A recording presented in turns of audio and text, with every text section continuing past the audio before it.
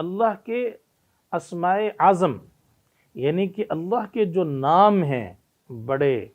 اور اہم، ویسے تو اللہ کے تمام نام بہترین ہیں، حسن والے ہیں، اچھے ہیں، اللہ کی تمام صفات جیسے اللہ کی ذات ہے ویسے ہی اللہ کی تمام صفات ہیں۔ رسول اللہ صلی اللہ علیہ وسلم نے فرمایا کہ جو اللہ کے بہترین ناموں کے ذریعے، اسماء اعظم کے ذریعے سے اللہ سے دعا کرتا ہے، جیسے کہ ایک صحابی کی دعا کو اللہ کے پیغمبر نے سنا، اس کی دعا کے کچھ کلمات یہ تھے، جب اس نے دعا کا آغاز کیا تو اس نے کہا کہ اللہم انی اسألک بأن لک الحمد، اے اللہ میں تجھ سے سوال کرتا ہوں کہ تمام تعریفیں جو ہیں وہ تیری ذات کو لائق ہے،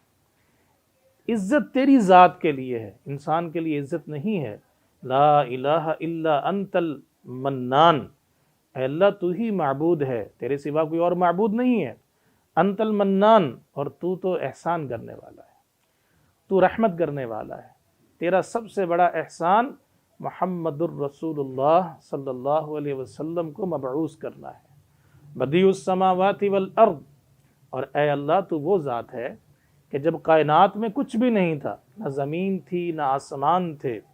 اللہ تو وہ ذات ہے جس نے ان تمام چیزوں کو آغاز سے پیدا کیا، ابتدا سے پیدا کیا، کسی چیز کا وجود نہیں تھا،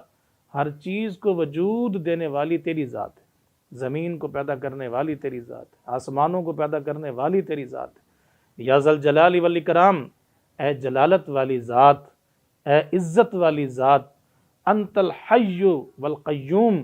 اے اللہ تو زندہ ہے اور پوری دنیا کو قائم رکھنے والا ہے،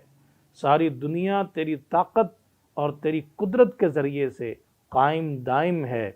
انی اسألک، اے اللہ میں تجھ سے سوال کرتا ہوں۔ رسول اکرم صلی اللہ علیہ وسلم نے جب اس کے یہ کلمات سنے کہ اس نے اللہ کے بہترین ناموں کے ذریعے سے، اسماء اعظم کے ذریعے سے اللہ کو پکارا ہے، تو آپ نے فرمایا کہ والذی نفس محمد بیدی، فرمایا کہ سنو، مجھے قسم ہے اس ذات کی جس کے ہاتھ میں محمد صلی اللہ علیہ وسلم کی جان ہے، فرمایا کہ اس شخص نے اللہ کو اسماء اعظم کے ذریعے سے پکارا ہے، تو اب یہ جو بھی مانگے گا اللہ اسے عطا کر دے گا۔